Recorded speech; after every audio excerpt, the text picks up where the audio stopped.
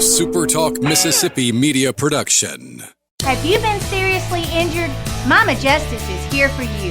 Our medical team partners with top-notch doctors, surgeons, therapists, and urologists, ensuring a comprehensive recovery journey. If you've been injured, call Mama Justice today. We're here for you.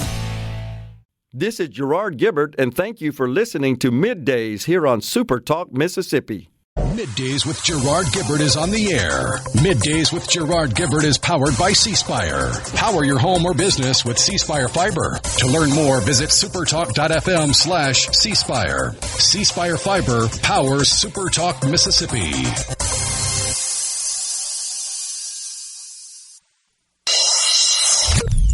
Get ready to go beyond the headlines and join a meaningful conversation with people from around the state. You're listening to MidDays with Gerard Gibert here on SuperTalk Mississippi.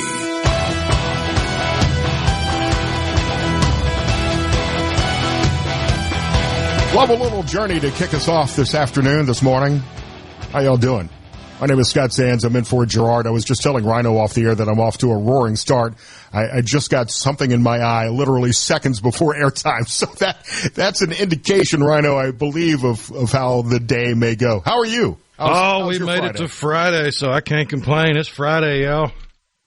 I'm very excited. Major League Baseball has started up. Of course, the Sweet 16, which we'll talk about the Ole Miss games tonight. Both the men and women are playing tonight.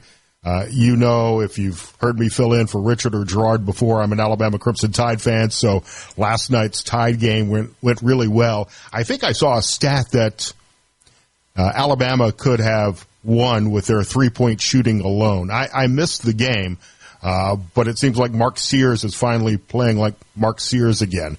I promise, though, I'm not going to dwell too much on the Alabama Crimson Tide win. I will talk extensively and brag about Ole Miss because I'd like to see them do well. I have them going into the Elite Eight in my bracket pool. Did the SuperTalk Mississippi team do a bracket pool that I wasn't invited to be a part of? I think each individual station, the offices had one. I know the Sports Talk Mississippi guys have one for participation with everybody, where you employees, listeners, right, everything. But I'm not doing too hot in that one. I'm doing pretty good in the office pool here, though. How are you? Where are you ranked? I'm currently ranked number one. Are you? Good for you. I am as well. How many brackets did you fill out? Only the one. Well, I filled out two, but I only submitted the one because the second one I didn't really fill it out. It was one of those pick from the selection of how they're going to autofill it. Right. I didn't feel like that was the best bet, and I guess my gut was right because my bracket I picked is doing better than the auto bracket. Good for you. And many purists would applaud you because there's this whole network of purists on X that are mad at people who submit more than one bracket. I did three in my pool. I did one that was my picks based on what little knowledge I have of college basketball. I usually start watching during tournament time. Then I did one that had the SEC dominating in the Final Four just to upset everybody that I'm friends with who are Big Ten fans. So I did an SEC bracket. That's doing all right. It's not in the money. The one I picked, I think, is third or fourth. And then, because I'm a nerd, Rhino, I went into ChatGPT and created an artificial intelligence bot and had AI actually make my picks. And that one is number one in the pool. So I don't know what that says about AI or my coding skills, but the AI bracket is doing better than the other ones, and I'm pretty happy about that because that way to make some money off. Of course, we're all doing this for fun. There is no wagering in Mississippi, so it's purely for entertainment purposes only. I mean, there is wagering. You just got to be at the casino. Right. Or do it under the table like we all do. So, I mean, there is so much time. There are probably. Doge could probably go through and find people in every single federal department that are doing nothing but coordinating their department bracket pools. So much time gets wasted on this, and everybody, during the first two rounds, streaming all of the games because those really are too. I'm more of a football guy, But those really are two of the greatest days for sports. If you're a sports fan, that Thursday and Friday when March Madness kicks off, where you've got basketball games on from 10, 11 o'clock in the morning until 11, 12, 1 o'clock in the morning the next day are two great days for sports entertainment, I think. And Major League Baseball, I think, really kind of screwed the pooch yesterday. I don't know if you saw this. The MLB streaming app, because ESPN and some of the networks pulled games, so everybody was having to stream all of the opening day games. But for many people, MLB's stream was down. And I don't understand this. I realize it seems like baseball starts earlier and earlier. They decided to have opening day at the same time competing with the Sweet 16 games that everybody wanted to watch. That was a scheduling snafu and my mistake, in my opinion. And they had the first baseball of the year being played in the middle of the night for most fans, although right. I've gotten used to that timetable where you have to go to sleep a little early, get about 4 hours, then wake up in the middle of the night to watch a sporting event, and then go back to sleep. Because if it's either Formula One or soccer or right. Apparently now baseball in Tokyo. Although, did you see any of the replays from the Tokyo Dome? I did not see that. And they had that game like 10 days before the real opening day. There right. was a nice 10-day gap, which didn't make any sense. But the camera angles and the technology they used to splice it all together, why don't we have that in Major League Baseball? It made it look like you were playing a video game. It was fantastic. Really? You were looking over the shortstop's shoulder as he made a play and made the throw to first base. I'll have to go back and find some of that on YouTube. I didn't see that, but you're right. I mean, and I realize that the networks are improving their technology for all the games all the time. But if you watch, what's the Tiger Woods Indoor Golf League? I can't think of the name of that offhand. It's not the Live Golf League. It'll come to me after the show, I'm sure. But they do some cool stuff with the Indoor Golf League as well. That maybe the PGA Tour could pick up on. But that's a good one. Who does everybody cheer for? Do you have a major league team? Oh, yeah. I mean, I grew up cheering for the Atlanta Braves. I remember going while Dad was doing meetings and something, I'd be with him, and there'd be a chalkboard or a dry erase board, and to keep me busy, he would tell me, all right, here, go do the lineup for the Braves. And I'd sit there and go, all right, well, I got Terry Pendleton on third, and Jeff Blauser, and Mark Lemke, and all of those teams I was die hard in love with. And then as I got older, it's just like, all right, eventually they need to do something, because I was kind of spoiled when I was really just becoming a fan. They won the World Series, and then not a whole lot after that. It's always for a long time. I don't really have a baseball team. I should probably pick a team and go with it. Rusty sent in on the C Spire text line that they don't care about the fans; it's all about the money.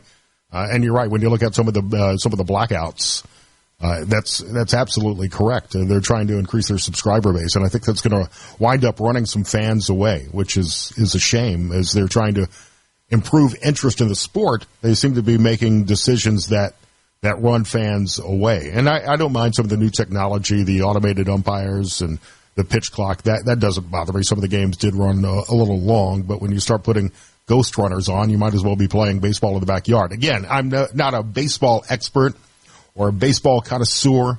I just like watching the games, and more than that, going to the games. There's nothing better in the spring and summer than sitting in a ballpark with a hot dog and a beer. Although I did see a new take on the hot dog from, where was it? It was a minor league team. I stuck it back because I knew I'd need to bring it up because I had to see it. I need to share it with everybody else. The bucket of dogs? No, this is even worse. This is from the Hartford Yard Goats, the AA affiliate of the Rockies. They have a concoction called Float Your Goat. It's a quarter-pound all-beef hot dog with chopped peppers, onions, bacon, and brown mustard, which, that sounds pretty good. But right. The whole thing submerged in a glass of 100% whole goat milk. That's like hot dog cereal. That's just weird. Yeah, no, thank you.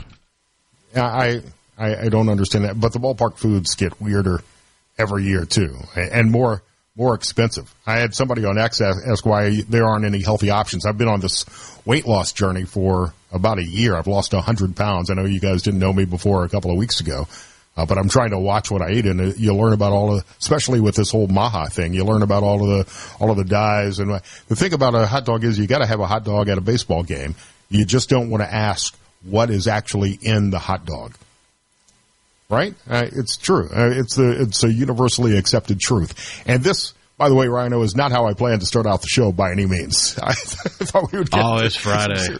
I know it is Friday, and I want to have some fun this afternoon as well. We'll talk with entertainment correspondent Michelle Polino later in the show. Parker Posey, a Laurel native, is gone viral for her role in White Lotus. We'll talk more Sweet 16 with a college basketball expert, somebody who actually knows what he's talking about. I know the state income tax finally being signed by the governor is a big deal. Fred Shanks will join us later this morning as well. And Robin Tannehill, the mayor of Oxford, is very excited about everything that's happening with Ole Miss athletics. She'll join us in a minute. And I don't know if you've seen this story. It was sent to me by a dozen people on the coast, this Long Beach restaurant that went viral a couple of days ago for a video the owner of that restaurant posted. I've got some thoughts about that I want to share as well. My name is Scott Sands. Thank you for letting me hang out with you today. It's an honor to be asked back here on SuperTalk Mississippi. You can find me on X at Scott Sands Media. It's Middays with Gerard Gibert on SuperTalk Mississippi.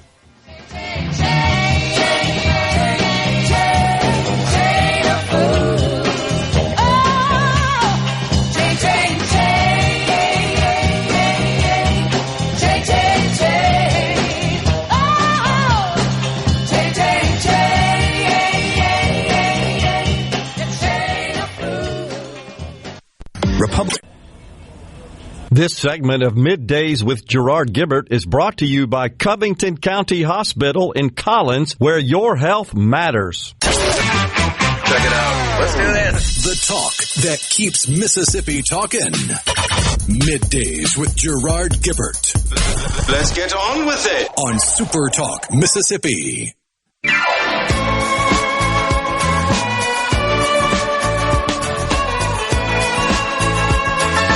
Every time I hear this song, I think of Art Bell's Coast to Coast. Is that weird? Maybe I need to go to bed a little bit earlier. My name is Scott Sands. Dan in Hattiesburg sent a message on the C Spire text line saying it's the most Friday of all Fridays. Richard Cross was off this morning. Gerard's off today. Thank you for putting up with me. We're going to try to have some fun, talk about a few serious things as well. But Oxford Mayor Robin Tannehill is joining me now. Robin, it's nice to meet you. Madam Mayor, I should say. I don't even know you, and I'm calling you by your first name. Please do. I go by Robin. How excited is the city of Oxford this week with Ole Miss making it into the Sweet 16? Oh, man, you can feel the excitement literally when you're walking around the square. It has been such an exciting week with both of our men's and women's teams making it to the Sweet 16. It just really feels surreal. I mean, it's been such a great season for both of them. The excitement has just built. The crowds have built.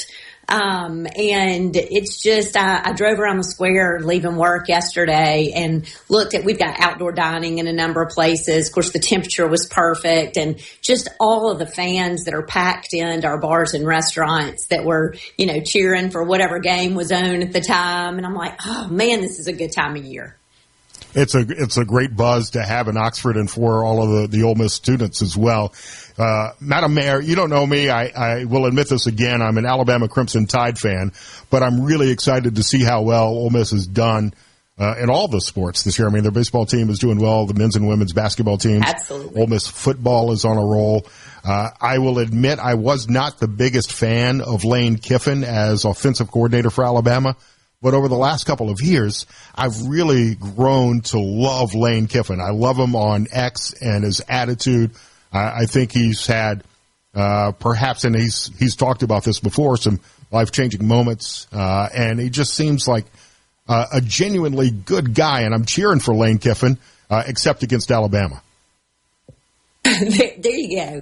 Well, really, Scott, we're so lucky to have of our primary sports. You got Lane Kiffin, you got Mike Bianco, you got Chris Beard, and Yolette McEwen, who are not only all four phenomenal coaches, they all four appreciate and give back to their community. I mean, that's huge when you have a town our size and the economic impact, obviously, that these sports have on our community. But also when you've got 4 coaches who are looking for ways to give back, who are finding ways to plug their players in to do community service. And truly all 4 of those coaches and their families give back to our community. And it's hard not to cheer for any of them, because not only are they great coaches, but they're great people.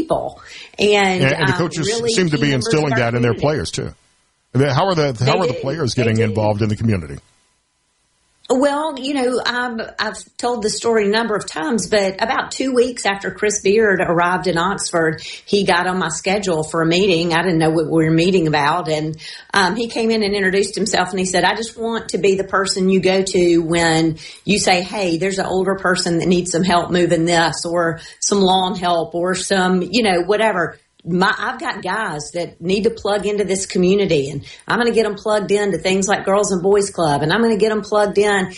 That's the first head coach that's ever come to Ole Miss that scheduled an appointment with me to say, hey, tell me how to plug in and how to get my players plugged in to serve this community. Yolette does that with her girls all the time as well. They give back. Yolette has done free basketball clinics on some of our public basketball courts around town. Her girls have mentored people in the schools. They read in the schools. So do the football players and baseball players. It's just really cool to see these players who realize they're not just a student athlete, but they're a citizen of Oxford.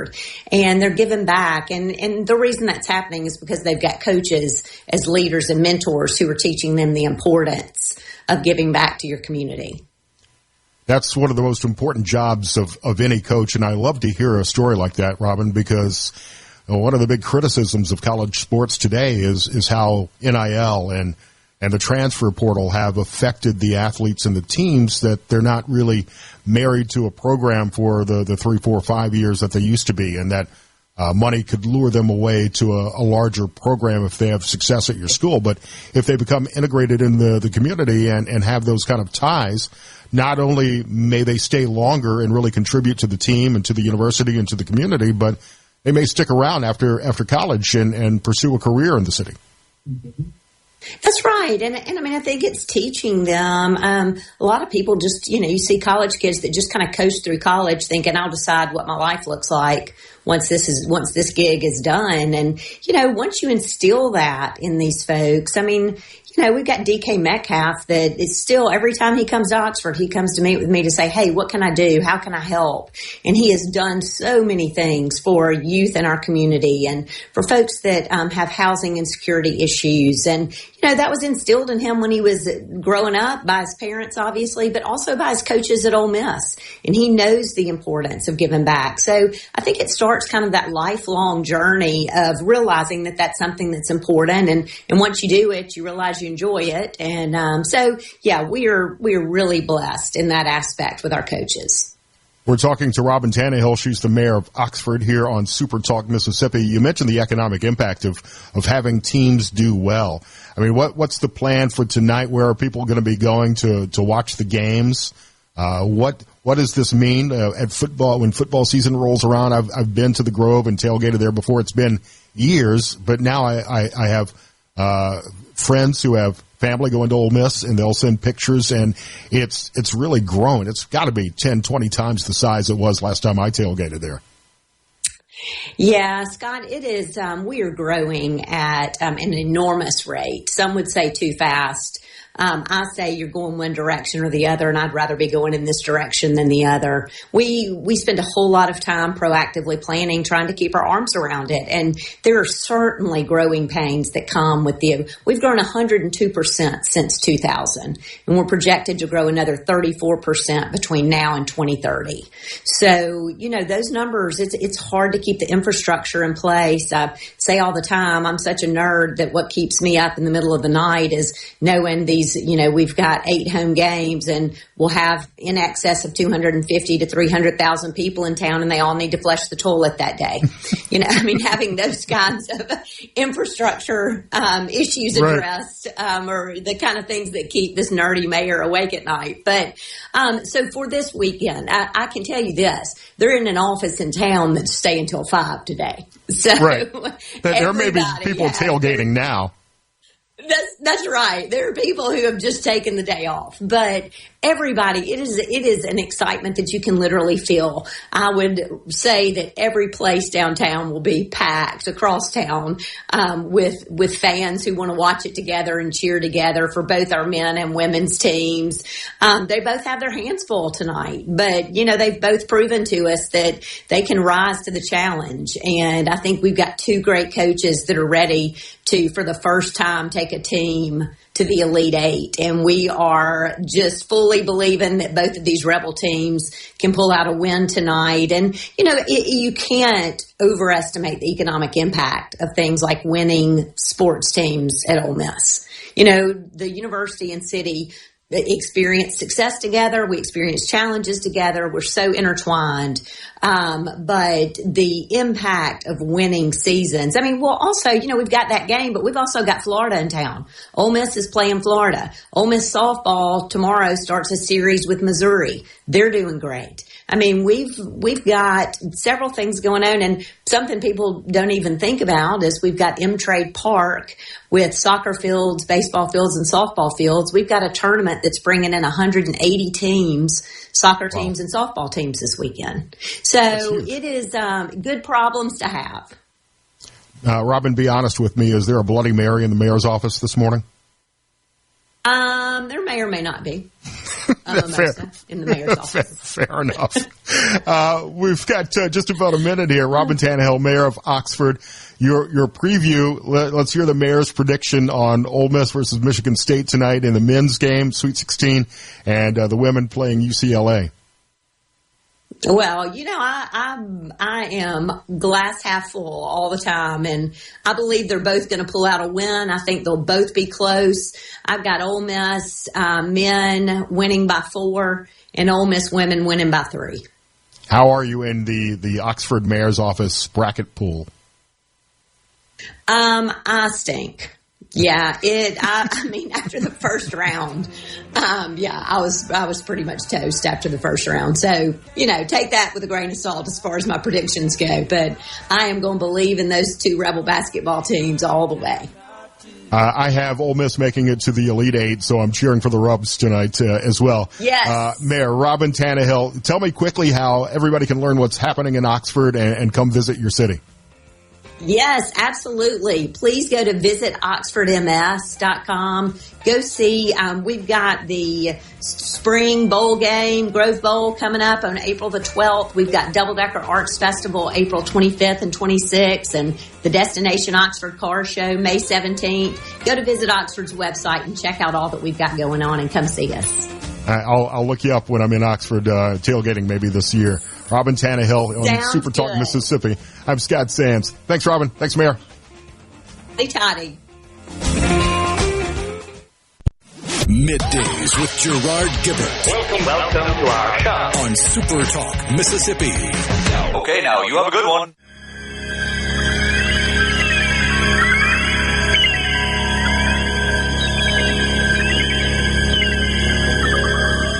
How y'all doing? I've just closed my eyes again. My name is Scott Sands, filling in for Gerard on SuperTalk Mississippi today. Thanks for letting me hang out with you this morning. Markets, unfortunately, have been kind of in a free fall for the past couple of hours. It really started in pre-market hours. The Dow is down 479, S&P down 75, NASDAQ down 337. This was on some inflation numbers that came out. Core inflation in February hit 2.8%, which was higher than expected. Spending was up about 0.4%. I do see a little bit of a V reversal beginning to happen, but they are down so far today. I'm not sure we'll close in the green. I'll keep an eye on that throughout the day. Has this story reached everybody? I have some friends on the coast that sent me this video a couple of days ago. This story from Long Beach and Darwell's Happiness Cafe. Rhino, have you seen this video? I hadn't until I got it from you, no. Yeah, this is a restaurant that's been featured apparently a couple of times on Guy Fieri's show, Diners, Drive-Ins, and Dives. And they're facing a little bit of a backlash after the owners posted a video offering something free to straight couples that stopped by to eat at the Cajun joint. This was on Tuesday. If you haven't seen the video, because they have since deleted this, I was able to pull the audio when it was sent to me. Rhino, if you could play the audio from the social media video that the owners of Darwell's posted. Happy Tuesday to y'all. Happy Tuesday to y'all. Have I got something special for the rest of the day, folks? It's 1 o'clock. We usually stay open until about 2:30. There she is. Look at her. Nettie Monroe. Come on in. We are having what we call till 2:30 a celebration of Couples Day. Couples Day at Darwell's. Couples Day at Darwell's. If you come in and you're a couple, no matter how long you've been together, dating, married, if you're a couple, husband, wife, boyfriend, girlfriend, guy and girl, couple, the real kind of couple. Oh, because we don't do the trans or the lesbians or gays. I'm sorry, that's down the street. Okay, couple, when you come in for the next hour and a half and you are a couple, can produce a child couple, we'll give you something free. How you like that, folks? Y'all come on in here to see us.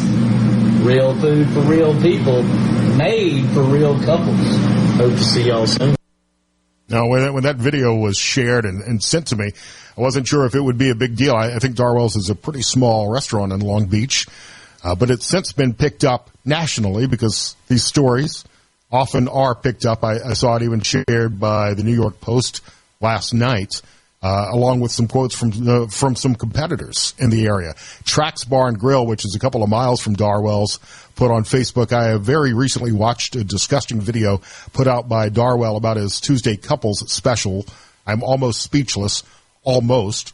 And he went on to write on Facebook, his weird antics were tolerable at best until this video, but not anymore. Some other chefs have also spoke out. Lauren Joffrion of the Secret Coast Restaurant Group said on Facebook, I wasn't going to say anything, but all in all, you reap what you sow.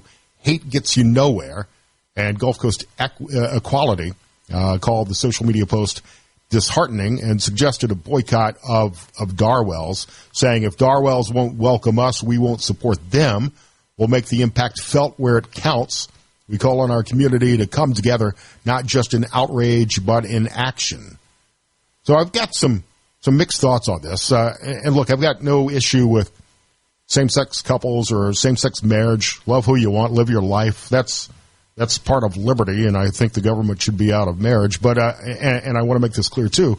Don't mix that up with my view on biological men and women's sports. I think that this is an example of where freedom cuts both ways. People should be free to love, and businesses should be free to operate it as they see fit and have the right to set their own rules. The Constitution, I think, backs that up with free speech, property rights, and Mississippi law doesn't mandate equal pricing across genders. For example, and I actually haven't heard of one of these in a long time, and I know that there have been legal challenges to ladies' nights. That's their call. Same thing if you want to exclude somebody wearing a MAGA hat or refuse a cake order for a same-sex couple. There was a story out of a bar in Indianapolis last week, a bar called Chatterbox, which is a jazz club in an arts district of Indianapolis, where a woman walked in wearing a MAGA cap, and the bartender refused to serve and actually kicked her out of the bar. And then that woman came in with the cell phone camera running and videotaped the bartender yelling at her and kicking her out, and that went viral. If you're going to target or exclude a group, men, Trump supporters, whatever, don't cry when that backlash hits. I think you're free to choose, but so are your customers, and they can take their money somewhere else. I'm not a big fan of cancel culture at all, and that swings both ways. I'd love to hear some of these comments on the C Spire text line as well. I don't understand, at the end of the day, why any business would want to shrink their customer pool. Limiting a cash flow over a gimmick or stance just seems like a dumb idea to me. If you compare it to ladies' nights, it's really no different than any other exclusionary practice. It's a business flexing its rights, just like the Chatterbox did, just like the bakery in, I think, Indiana did. couple of years ago, just like Darwell's have done. And bars have been sued over this before. There is an act in California where courts have often leaned towards business freedom unless it's blatant discrimination under public accommodation laws. And as I understand the framework in Mississippi, it doesn't explicitly ban sex-based pricing. So this could go really either way, freedom versus fairness. On the C Spire text line, someone writes that we've eaten at Darwell's in Long Beach several times, but it's been a while. They had nice food, nice eclectic place, live music. Just because you're entitled to your opinion, sharing them may not always be the wisest decision, especially on social media. And that's true. I think that we've always known or had an idea how people feel, what their political beliefs may be, but social media amplifies this.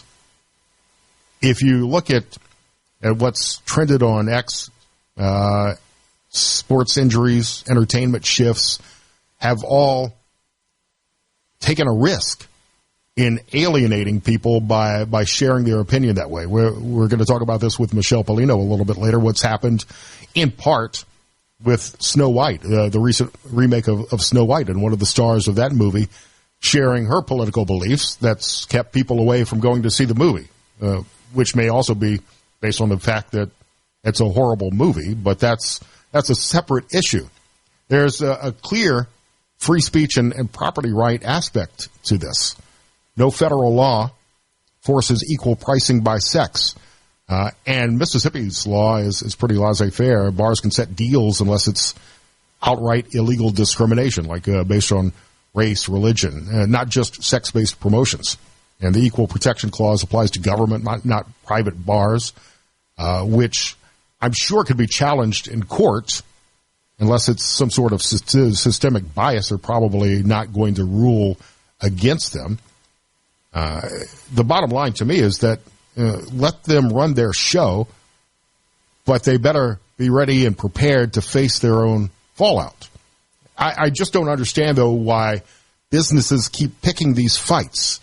Is it ego? Is it principle? Is it just being bad on how the math works out for profits?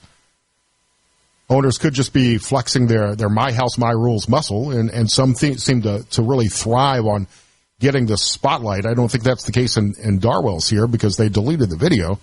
Bar owners are often, as they did with the Chatterbox incident in Indianapolis, doubling down on X after a controversial take when it erupts on social media. In fact, from what I've heard in Indianapolis, Chatterbox is now thriving because they kicked out the MAGA hat-wearing woman.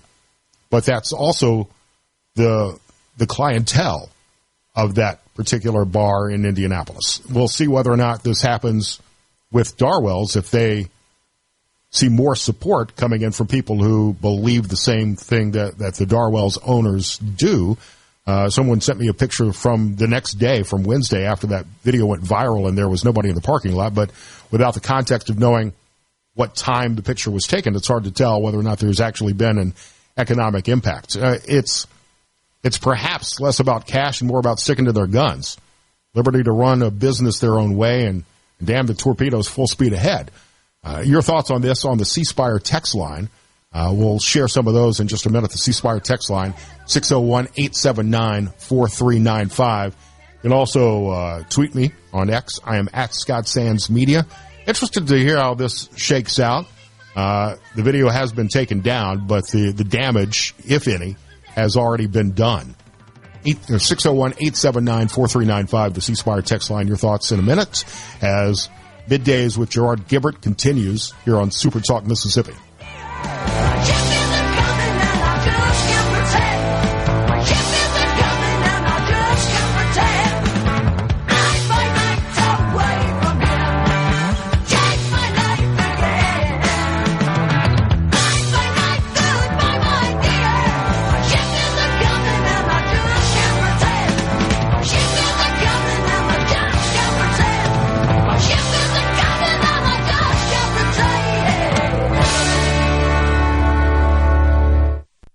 Covering the stories that matter most to Mississippians. Gerard Gibert. Middays with Gerard. SuperTalk, Mississippi. So don't stop me now. Don't stop me, 'cause I'm having a good time, having a good time. A shooting star leaping through the sky like a tiger, defying the laws of gravity. I'm a racing car passing by like I need to put this on my pick-me-up playlist. Great choice. I saw a great story, Rhino, I may have to talk about here in a minute, on how the music you listen to can affect your mood, which I think we've all known. I don't know if they needed to invest hundreds of thousands of dollars into a study for this, but it's interesting how music and what you're listening to can affect your mood, your workflow, and the science involved with that. If I've got time in here in a minute, some of that story. And Rhino, you just sent me the video that we were talking about at the beginning of the show of the Major League Baseball game. I don't even know who was playing in Japan like 10 days ago. And the camera angles, you're right. You said that it looks like a video game. Having that shot from behind the shortstop, that's very cool. I mean, you're right. Why don't we have those kind of angles on American coverage of sports? And it wasn't just that angle. That's just the one that seemed to get the most traction on social media, because they had angles of runners rounding the bases where the camera was like a drone following the runner, but it wasn't. It was stitching together all the different camera angles and made it look seamless. I mean, of course, there was some ghost imaging and stuff with other players, but the focus of the play itself was phenomenally captured. And I know Japan, especially in Tokyo, they love to push the boundaries on technology and really be past the cutting edge. But it feels like with how many new stadiums for baseball have been built, with how much has been put into increasing and improving the fan experience, whether it be in the stadium or at home, why they haven't put more effort into making it look better. They've made it faster, but they haven't made it look any better. We still got that same center field, off-center view over the pitcher's shoulder we've had since before I was born. Well, and the reason is because that's the way it's always been done, and we hate change. I talked about not being a baseball purist myself, but there are baseball purists. I'm sure there's a very vocal clique of baseball fans that if they start to change the way games are covered, would complain about it, and complain about it loudly. And what I really liked about this was the split screen, was seeing the image, and I don't know if that's how they actually cover the game, but the split screen from over the shortstop end and the traditional view that you might get, being able to there's whenever there's like a big national championship game, ESPN will usually have their different channels all carrying the same game with different angles, and I love going to the control room channel that has basically all of the camera angles, and you can look and see how they might be looking at it in the booth. That is one thing that Japanese TV has adopted that I don't think would ever take off in America, and that is the sheer amount of stuff popping up on the screen that may or may not have anything really relevant to do with what you're looking at. Sometimes it's just there to catch your attention. And they love picture-in-picture. They love reaction shots in their TV shows. Like somebody will do something, and instead of having a laugh track or having a shot of the crowd, they'll have little boxes pop up with other people that are key parts of the show, and it'll show their reaction to the moment, in the moment. Right. It's wacky and zany, and I don't think the American audience for television would really appreciate it all that much. I don't want to see anime in the middle of an Ole Miss game. That's not what I'm looking for. I'm not going to Nickelodeon to watch Monday Night Football with a slime cam. That's not. But some different camera angles might make things cool. Somebody on the C Spire text line wants you to share it on X if you can. I'll repost Rhino's tweet if you're following me at Scott Sands Media, or follow Rhino as well. Japanese baseball, Mose writes, also have what we would call cheerleaders. That's odd, but why doesn't baseball have have cheerleaders. Every other sport. It wouldn't be appropriate in golf, probably, but otherwise. Some other messages coming in. Someone writes that they want to take their wife to Darwell Saturday night for their anniversary. Happy anniversary, first of all. In Hattiesburg, Dan says, if Darwell's would have just said that they wanted to promote traditional couples and traditional values, things might have been a bit different, perhaps. And someone else writes, stay in your own lane. Sometimes when you pick on a certain group of people, you give them a platform. If you will just mind your own business, everyone may be better off. Sometimes saying nothing says everything. It seems that today's society thrives on victimization and exhibitionism. Just refuse to participate. Yeah, like I said, I think that there are probably some establishments that would love to go viral for this reason or any reason and capitalize on that. You have to be seen, I'm sure, probably after a few days. If you're in Long Beach, let me know. I'd love to know if the people of the community continue to support that restaurant or not. Find me on X at Scott Sands Media. Fans writing in. If they hate this show, I'm sorry. Gerard will be back Monday, but I appreciate the feedback. Thank you so much. Next hour, more on the Sweet 16 playoffs here on SuperTalk Mississippi.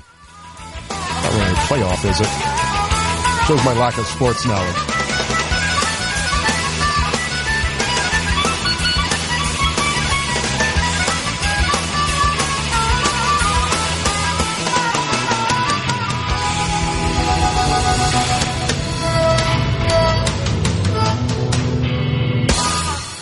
Of Middays with Gerard Gibert is brought to you by the Mississippi Business Journal. Visit msbusinessjournal.com. Scott Coopwood, publisher and president.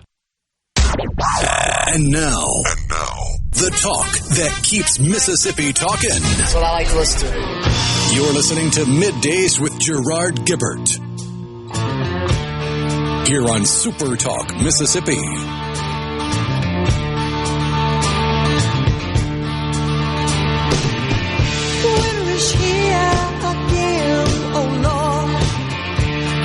Thank you for having me back. My name is Scott Sands, and for Gerard on Super Talk Mississippi today. Later this hour, a look at the Sweet 16, and we'll talk Ole Miss basketball. State Rep Fred Shanks is joining me now. It's nice to meet you, sir. Yeah, man. How you doing, buddy? Good. You ready for the games tonight?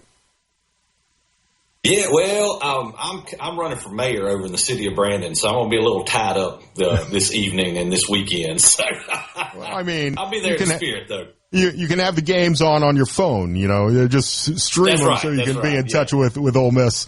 Congratulations, the governor signed the income tax elimination bill into law. You finally made it happen. A long time coming. Some quirks that went into the process, apparently. But break this down for us. Yeah, just a little bit. Well, what we did is we've been working on this for several years now, and finally got it across the finish line. The governor was a big help on it, but it's a total. It's not just a tax cut. It's a whole plan. But we've got an income tax reduction. We've got the grocery tax reduction, which is, it's not really a grocery tax. It's just your regular sales tax, but it's reduced. And then there's going to be a little bit of an adjustment on a fuel tax, which is just an excise tax. And the whole idea behind it is just to move to a consumption-based tax. And but yeah, transformational. It's really gonna get a lot of new business here in Mississippi. We've been contacted by a lot of corporations and things, and this is one of the key factors on getting them here in the state. So it's transformational. It's something that I think will distinguish Mississippi from other states, especially in the area, and hopefully attract new people to live here and new businesses into the state. Absolutely. So last year we had two special sessions in a session, and they were both for huge economic development plans. One was Amazon, and then one was a Marshall County plan that does industrial battery packs. And apparently when that happened, you had a lot of CEOs around the country that were like, hey, why didn't I know about Mississippi? Where am I at? And then the phones just started blowing up. So this is just another way to incentivize them to come to Mississippi and, and to help their employees bring in thousands of jobs. So yeah, it's a win-win. Absolutely. How quickly will most Mississippians begin to feel this impact in their wallet?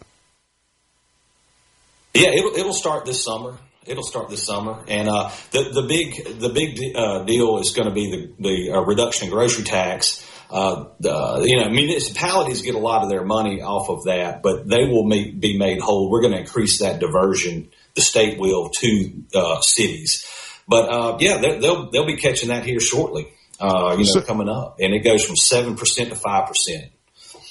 We're talking to State Rep Fred Shanks here on SuperTalk Mississippi. What's the impact on the state budget? How are you going to make up for that revenue shortfall? Well, the state's in financially very good shape right now, and we'll be able to cover it that way. And then we're going to redo some things in PERS as well to kind of help that situation, to rectify that situation. But we're doing really well right now. We're doing better than we ever have this past just couple of years.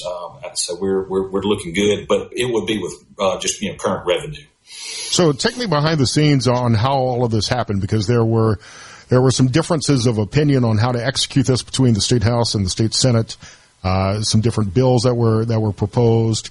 How did it all finally come together, and do you think you got the best bill possible? Yeah, I think we got a good one. The House plan was a little more aggressive, I would say, and we had a few more things in there that we're still going to be working on. We'll come back next year and kind of continue to work on it. But Speaker White had, in the summer or the off season, we had been talking about it and kind of what we were going to do and plans there. So we've been working on it for a while. We came out, really early on with it and got it passed out of the House. And then, of course, the Senate, kind of working with them here really up to the finish line. And, of course, you're referring to the decimal typo. Right. That kind of raised some eyebrows. Those things do happen. Those quirks happen. Sure, you can put a decimal in the wrong place. Happen. You can include a reporter on your secret signal chat. I mean, these things happen. Yeah, I know. But those things happen, and it was caught, of course, and it got rectified. But it's just part of it, man. It's real time, So how can other states look to what you're doing in Mississippi as a model for what they may want to do? I know in Ohio, Vivek Ramaswamy, who's running for governor, has proposed similar ideas. It's something that's been talked about in other states as well. Can Mississippi be a model for other, especially Republican-controlled states, to also eliminate their state income taxes? Oh, absolutely. And when we see what is going to be coming to Mississippi, I mean, there's already things in the pipeline that are working, and a lot of it has to do with what we just did. And, of course, we've got Amazon. That's a big talking point. But, yeah, absolutely. I mean, we're already seeing the progress just from, that talking about doing it. Everybody kind of knew it was coming, the past couple of years, and, we finally crossed that finish line now. But, all the other states are going to take notice. Absolutely. Yeah, I think it's a great opportunity.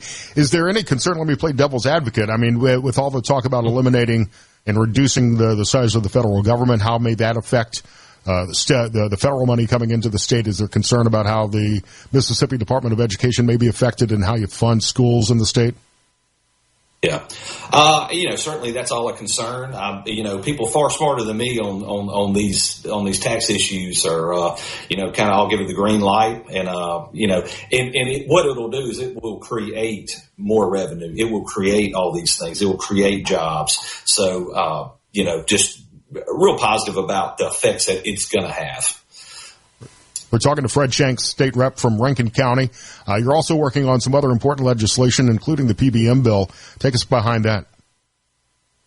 Well, to give you the 30-second version, a PBM is a pharmacy benefit manager. It's a switch. So if you go to your pharmacist to fill your prescription, they submit your prescription through the PBM to the insurance company. And they have kind of become a monopoly in themselves. They're all owned by the insurance companies.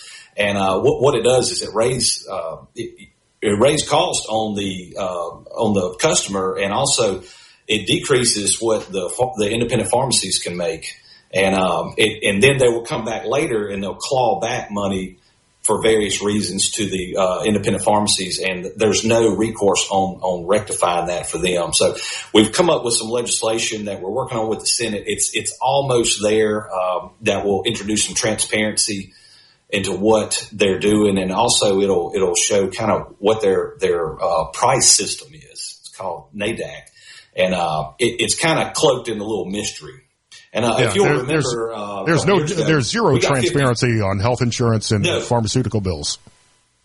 None. And on PBM contracting, last I heard there was one person, it was a lady in Washington, D.C., that knew how to do or did PBM contracting, that does the contracts. That's how, in depth it is. And if you remember, the auditor got, $55 million back from Centene, which is a PBM here in the state. So, yeah, there needs to be some type of regulation in there for the PBMs. So we're working on that. We're real close to it.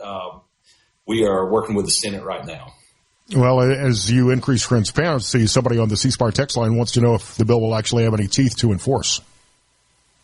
I hope so. We were looking at concurring with the Senate, and personally, that's what I wanted to do. I came from the independent pharmacy world. That's where I worked for almost 30 years. So I hope so. We're still, those negotiations are going on right now and continue through the weekend. What do you expect the impact to be on prescription drugs, drug prices? Will this mean lower costs for consumers? Well, of course, the PBMs will have you believe it's going to raise cost. I personally don't believe that after being in the business for a long time. I think it will help the independent pharmacies. And, bringing in transparency and just shedding some light, I think it's going to have a major impact on the cost. And it'll just show. It's a good first step. I think there certainly needs to be more reform in the entire insurance industry and healthcare system that we haven't seen. Fred Shanks here on SuperTalk Mississippi. Just to kind of wrap things up, tell me what's happening in the Brandon area around Rankin County that you're proud of right now. Oh, we've got a lot of things going on. I'm currently working on getting a fire truck and a bunch of police vehicles for the city of Brandon. It's kind of one of the things I'm working on, and everything's going good. And like I said, I'm running for mayor, so I'll be that's Tuesday, so I'll be just pounding the ground this weekend. So just trying to sleep when I can. Everybody needs to get out to vote for the municipal elections as well. We want to see a high vote. Absolutely. Turnout. Fred, it's great to meet you. Thanks for coming on. I appreciate your time. Absolutely. Anytime. Thank you. Got some headlines from SuperTalk Mississippi News next. So good. So good. 'Cause I got you. So good. So good. 'Cause I got you.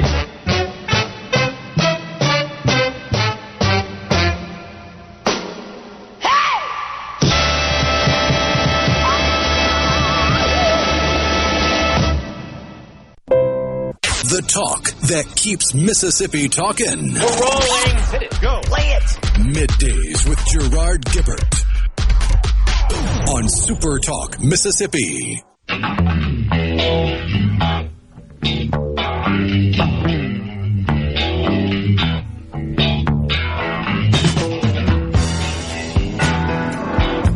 Great to be here. My name is Scott Sands. You can find me on X at Scott Sands Media, the Element Wealth Studio. Are you thinking about planning for retirement? Do you have a plan?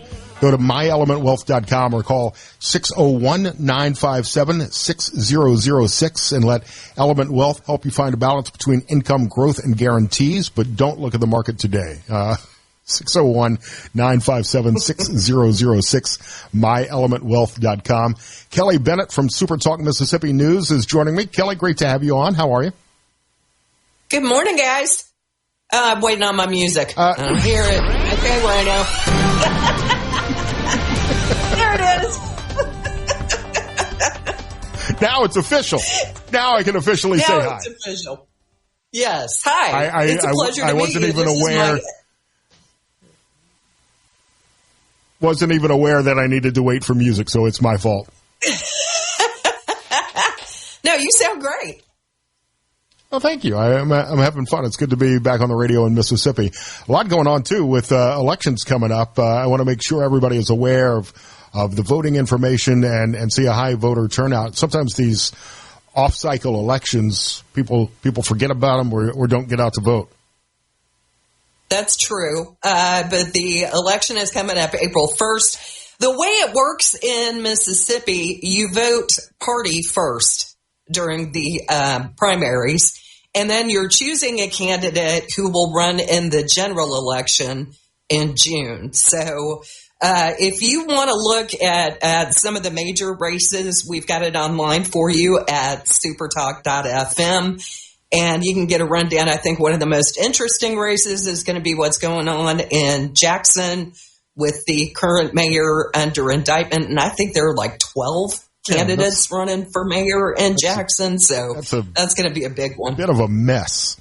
Yeah, that's an interesting election, and with so many candidates running, I talked about this on my podcast the other day about ranked choice voting, which is a horrible idea. And this is one of the examples that I actually used in having that conversation. If you're not familiar with the concept of ranked choice voting, you basically say, okay, I like this guy best, but if that candidate doesn't win, this guy's not so bad. I would take him as a second choice. And they keep going down the list until there's a plurality of votes. It might work in electing a homecoming queen, a popularity contest. But when you got 12 candidates running, you're going to wind up with a horrible candidate that actually gets elected because there's no general consensus. And that's one of the problems with ranked choice voting, which is I know way off topic, Kelly, but it's a whole other, it's worth talking about because some states are considering switching to that. I think Alaska already has it. Yeah, I mean, it is what it is. I'm not going in and changing the laws. That's not my job. I just report on it when it happens. But I see your point, and it does create a lot of potential for runoffs, for sure. It's hard to get people to the polls already. So then you have a runoff. You're asking them to go out again. And I can see how that could be an issue. We need to make it easy to vote and hard to cheat. And the voter ID and some of the executive orders that the president is looking at are a great start for that. This story, I'm sure, will get some national attention. The Mississippi Attorney General's office launching a new partnership with ICE. To enable local officials to work with the federal government, something that's being contested in many other cities and states. Yeah, I think, though, you get a lot of the southern states that when Trump came into office, they were like, oh, yeah, we're ready to cooperate. And we do have quite a few stories come through the newsroom where we have these illegal people coming into the state, and they're creating havoc and committing crimes. And so I'm not surprised to see the Attorney General's office do what they can to help with. It's nice to actually see some cooperation with the federal officials, federal law enforcement. Well, we're not a sanctuary state, so there is that. We haven't seen Kristi Noem swoop into Mississippi yet, but that's not out of the question. There's certainly a drug traffic pipeline through the state that needs to be addressed as some of these international gangs continue to extend their tentacles across the country. Well, it's interesting you mentioned Kristi Noem because we had a story that ran this week, and actually the Homeland Security Secretary has vowed to eliminate FEMA. Now, this is a big deal for the state of Mississippi, where we're impacted by hurricanes frequently. And the beleaguered agency, of course, handles relief and recovery after disasters like hurricanes. They've also been giving money to illegals to stay in hotels across the country and that kind of thing. But let's get back to the FEMA part of this. Last week, President Trump signed an executive order that called for state and local governments to play a more significant role in disaster preparation. Now, if you've lived in Mississippi most of your life, like a lot of us have, or all of your life, you already know that FEMA really comes in after the local government has already helped out after a hurricane. But I thought this was interesting. The Department of Public Safety Commissioner, Sean Tindall, was asked about the elimination of FEMA, and he said he supports the move. I think we can handle it better, in the sense that we know our state, we know our communities better, and just like in Louisiana, they're going to know it better, and we really don't know a lot about California. And when you have that centralized government for the United States, which I don't ever think it was truly intended to be this way, with FEMA operating out of D.C. and then trying to control so much of what's happening in the states, that they just don't have the knowledge base of what we're dealing with in our communities. Of course, we're all aware that DOGE has been executing large-scale reductions in the federal workforce, including FEMA, and they have already eliminated 200 employees as of February. Most of those were probationary employees who had been with the agency for less than a year.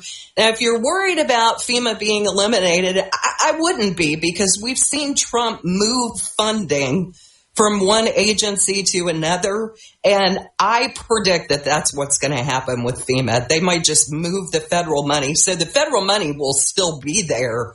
It's just the agency will be recalculated, I think. Streamline the entire process. I know that there are still hundreds, if not thousands, of people who are still trying to recover from the tornadoes last week before.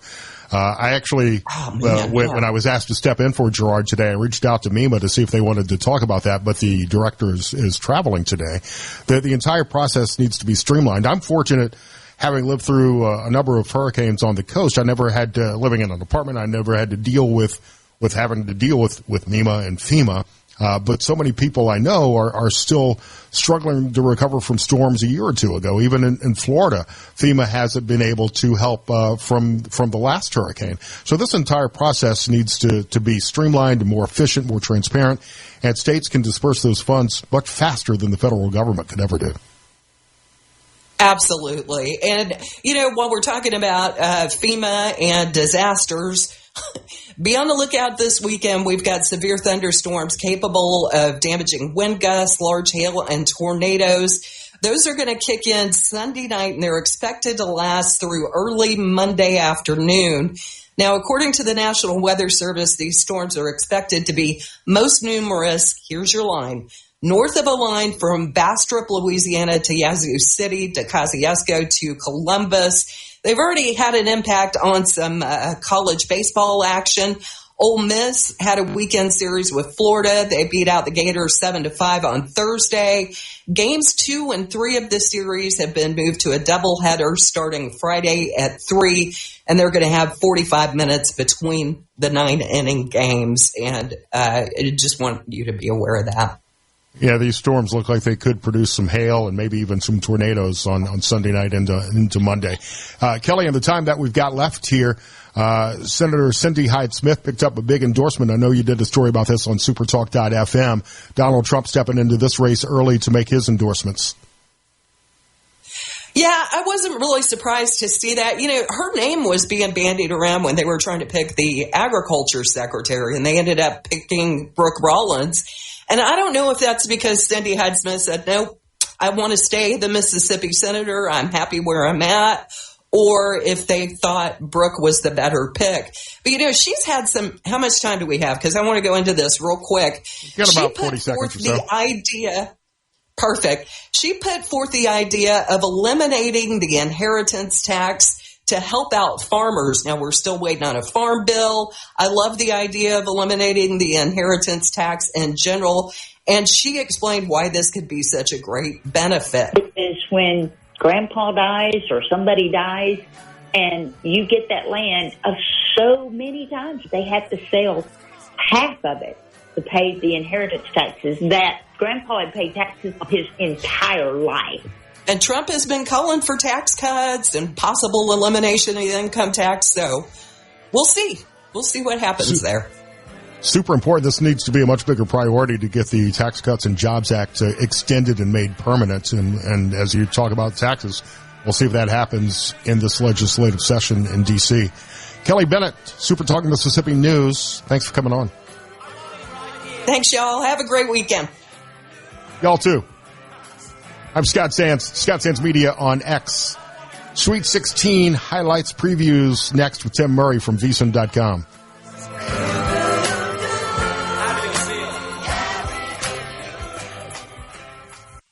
Okay, is everybody ready? I'm ready. Ready here. Middays with Gerard Gibert on Super Talk Mississippi.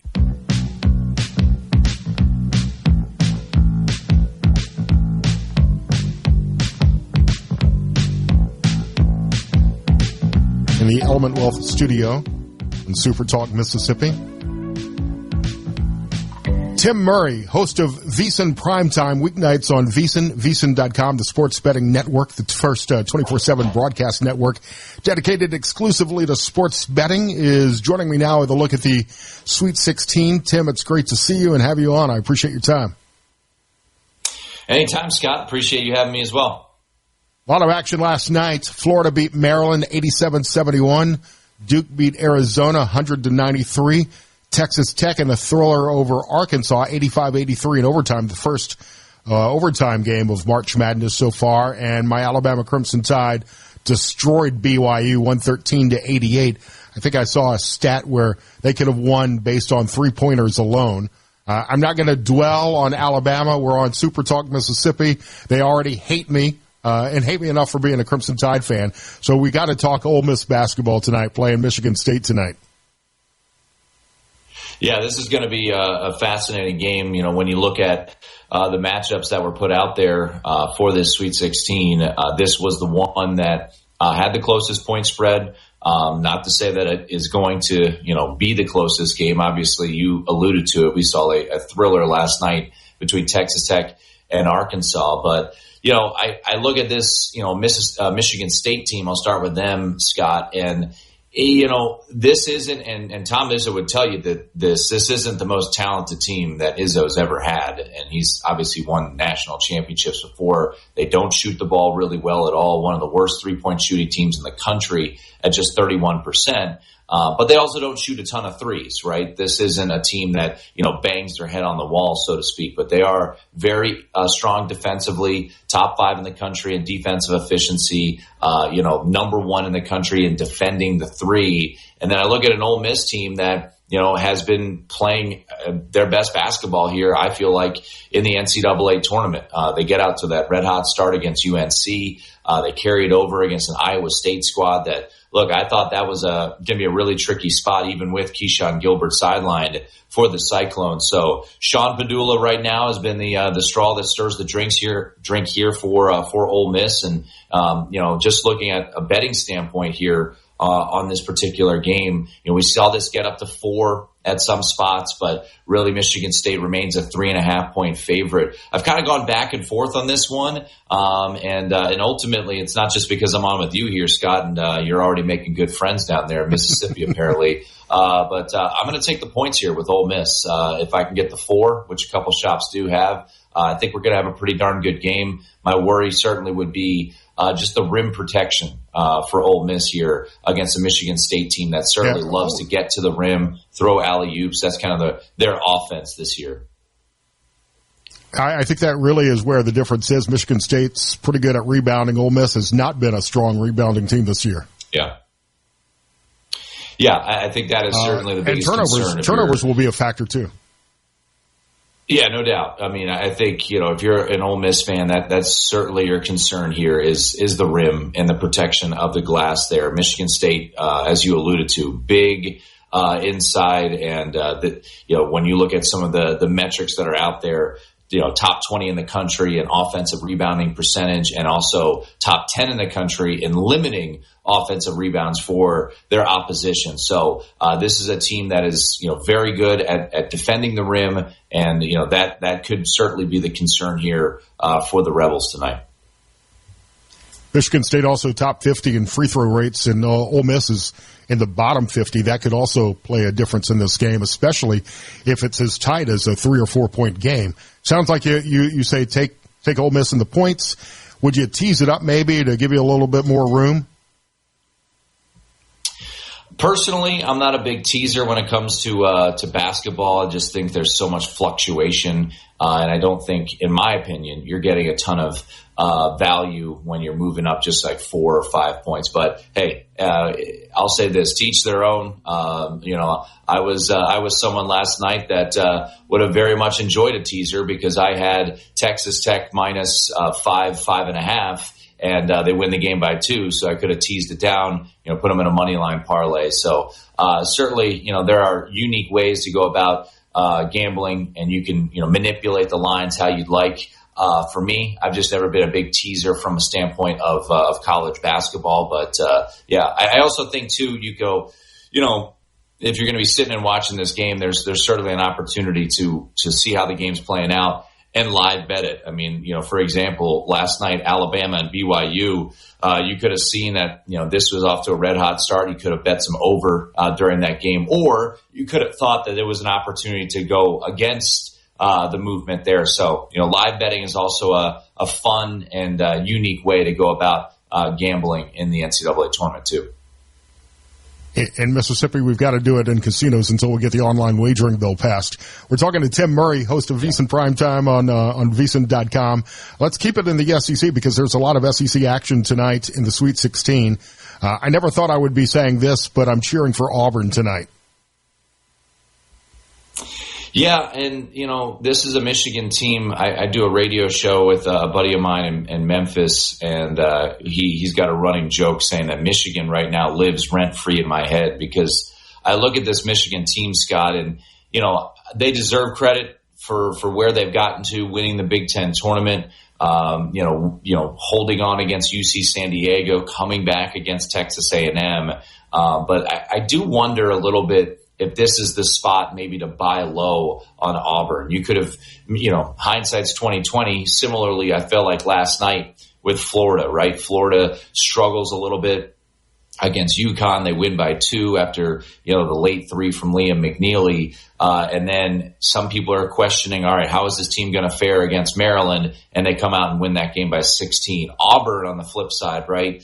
They lose 3 of 4 heading into the NCAA tournament.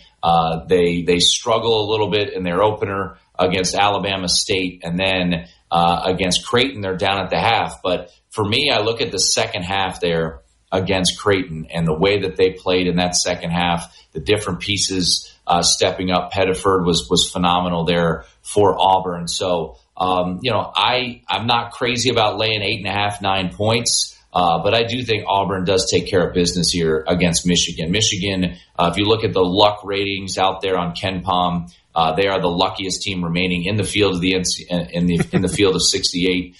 This team that's been fortunate, winning a lot of close games, but there is something to be said. You got to give them a little bit of credit. You win all these close games, and there's a reason for that. But I do think Auburn is able to take care of business here tonight. I'm just not sure if I'm going to be racing to lay 8.5 or 9 points in this spot with Auburn. I've got Ole Miss and Auburn making it into my Elite 8, and I've got a bet on Auburn tonight. The game I may stay away from, I do have, if I remember correctly, Kentucky advancing tonight against Tennessee, but I think this might be the best game of the night at 7:39. 6:39 Central Time. Yeah, this one should be good. It's obviously going to be inside a football stadium, so I'm not thrilled about that. I would have much rather this been played inside an arena and hold the football stadiums until the Final Four. But I think there was some scheduling conflicts, whatever it ended up being. This will not be in the middle of the Lucas Oil Stadium, though. They're going to push it off to like a corner, so it will not look like a Final Four setting necessarily for this game. But yeah, obviously these two programs very familiar with each other. When you look at Tennessee and Kentucky playing twice in a span of 2 weeks, and Kentucky winning both of those games.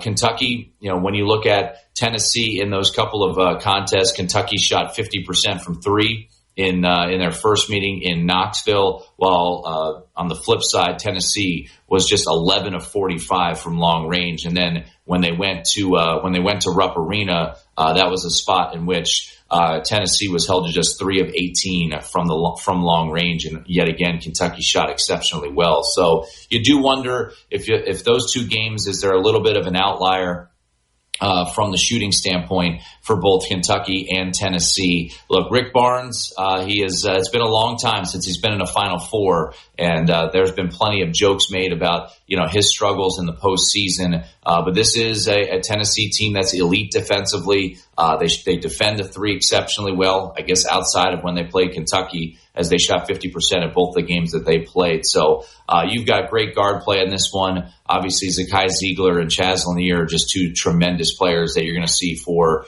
for Tennessee. I have not made a play on this one. If you made me pick it, I think I would probably go Tennessee here in this spot. As you hear the old adage, it's hard to beat a team 3 times. Well, there's some truth to that, I guess. But right. I think for me, it probably would be Tennessee or pass here in this spot. But look, Kentucky so far has been very impressive with their season under Mark Pope and beating Tennessee already twice this year.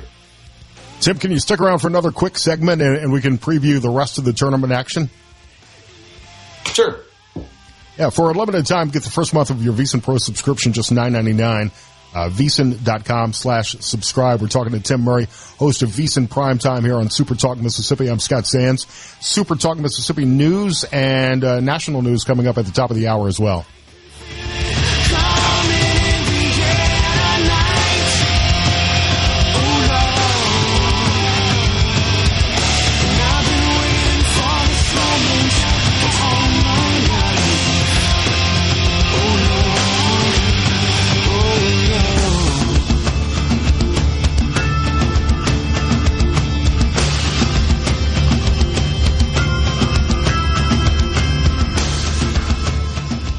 Rutgers Middays with Gerard. Good for America. Good for fans of justice and truth. Good for us. SuperTalk Mississippi. This is what we stand for.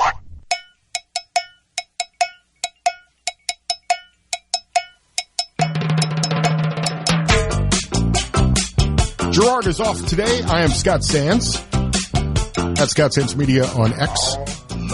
Tim Murray, host of VEASAN Primetime on VEASAN.com, a college basketball expert, is joining me now. I've got, if I remember this correctly, Tim, in my Final Four, I believe I've got Houston, Alabama, Auburn, and Florida. I'm very optimistic for the SEC. Are you surprised at how good the SEC teams have been this season? No, not really. I mean, this was a conference that obviously, as you saw throughout its play, was going to be a very tough out. And, the way that they played this year, I don't think anything has really shocked me. You could look at Arkansas, the way that they played, beating St. John's as a bit of a surprise. Ole Miss beating, UNC in the first round, following it up with the domination of Iowa State. But I would say overall, it's made a lot of sense. I mean, this conference has been believed to be one of the greatest conferences we've ever seen from top to bottom. Vanderbilt gets knocked out in the first round, a couple other pieces, teams get knocked out. But all in all, I have not really been surprised. And, come Saturday night, that's going to be quite the matchup between Alabama and Duke in Newark, New Jersey, as your Crimson Tide set an NCAA tournament record yesterday with 25 three-pointers. So, we'll see how good they are against the elite of the elite. But, I am one that am not going to, draw too many conclusions if, let's say Alabama loses to Duke or, Florida loses to Texas Tech. I think it has now been proven that the SEC was the best conference in college basketball this year. And that's, I think that's pretty safe to say. All the metrics back it up. And here they are in the NCAA tournament, and they're excelling. My Tide needs Mark Sears to play like Mark Sears played this night, and he's been kind of absent from beyond the three for more than a couple of games, which has made it challenging for Alabama. I think that the big disappointment in watching the tournament this year is there really hasn't been a Cinderella story emerge. Most of the first and second round games were in many cases blowouts. I don't know if that's a result of the portal and NIL money. When a player is good on a smaller team, he moves up and makes more money. But I've been disappointed that we haven't really had that Cinderella story emerge. I don't know, maybe you could make a case for Texas Tech, but even that would be a stretch at this point. Yeah, I mean, I have a bit of a different opinion on that. I mean, I think, with the cream rising here, we've gotten phenomenal games so far, and I think we're going to get even better games tonight. I mean, to get the overtime game last night with Texas Tech taking on Arkansas. I joked on my show, what a Cinderella story to have one of the most expensive rosters in college basketball and a head coach who's won a national championship. So, yeah, we did not have your typical, Oakland beating Kentucky like a year ago, or your St. Peter's run to the Elite Eight, or Princeton's run to the Sweet 16. But for me, I kind of like this Sweet 16, and I think yesterday proved it out. I think tonight we'll continue it, and I think we'll have some incredible matchups. Cinderella tends to kind of fall flat on its face. Not all the time. Obviously, you think back to, the sister jeans of Loyola of Chicago making the run to the Final Four. George Mason back in, 2006 making their run to the Final Four. But, the teams that had an opportunity, Drake, McNeese, et cetera, they were just, tricky matchups. So I was actually fine with it playing out the way that it did. And, hopefully tonight we get more riveting games like we did last night. Yeah, I can't wait to watch the Ole Miss Michigan State game tonight. How do you think the Elite Eight and Final Four shake out? Yeah, I mean, it's been chalky so far. I'm very intrigued by Florida and Texas Tech. Texas Tech was the team that I picked to come out of the West region, trying to be a little bit of a contrarian there. And look, Texas Tech taken to the max yesterday, so we'll see what the energy level is for the Red Raiders come for that showdown. Florida proving their depth. Alex Condon got a little bit banged up, but he did return yesterday, which was a big thing for the Gators. But I think my thought of the two games right now that we know we're going to get, Alabama, Duke, and Texas Tech, Florida, both similarly from a spread standpoint, 6.5 points. I think Texas Tech gives Florida a bit of a better run. My curiosity about your Tide over there, Scott, is if this shooting explosion that they had last night, if that carries over, if we do see a little bit of a regression. You mentioned it. Mark Sears was 5 for 35 from three in his previous 6 games, and last night he hit 10 3-pointers. So is there a little bit of a step back here for Bama from a shooting standpoint when they go up against Duke on Saturday night? Yeah, it needs to continue that heater. That's for sure. But I hope you're wrong about Texas Tech. I've got Florida winning it all in my bracket pool. I think a lot of people do. So a lot of people are going to be on your side there, Scott. Tim Murray, host of VSiN Primetime on VSiN.com. Tim, great to see you. Thanks for your time. Appreciate it, Scott. See ya. And I'm cheering for Ole Miss tonight, even though I'm a Tide fan. That's going to be a good game. And I'm going to take Tim's advice and take Ole Miss in the points, I believe. This Signal story will not go away. I've got some thoughts on that I want to share next hour. Also, entertainment correspondent Michelle Polino will talk about Laurel's own Parker Posey going viral for her role in White Lotus next hour.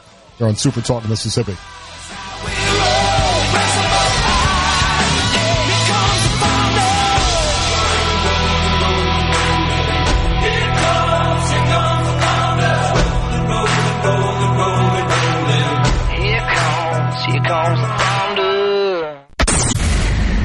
Welcome to the show that challenges you to think deeply and look beyond political posturing. You're listening to Middays with Gerard Gibert here on SuperTalk Mississippi.